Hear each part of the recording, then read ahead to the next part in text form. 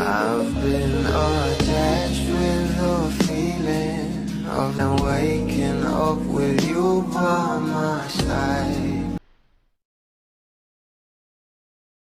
Dahil na nga rin sa pagpasok ng ating Donnie Pangilinan sa PBB House ay talaga namang kaliwat kanan nga rin ang kanilang isyung binabato sa ating Donnie at kung sino-sino ang siniship nito. Pero alam naman natin na itong ating Belinda lang ang nag-iisa sa puso ng ating Donnie Pangilinan.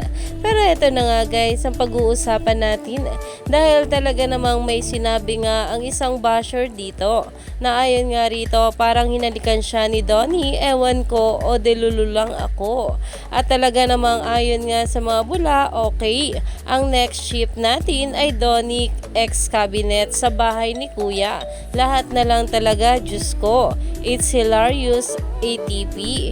Iyan na nga guys na kung saan ay wala talaga magawa ang mga bashers na kung sino-sino na nga lang ang siniship sa ating Donnie Pangilinan. Pero alam naman natin na ito ang ating Belinda lang ang nag-iisang babae sa puso ng ating Donnie Pangilinan at hindi nga ito magbabago. Kaya naman ngayon ay talagang pinag-uusapan na ito at umaani pa na maraming komento.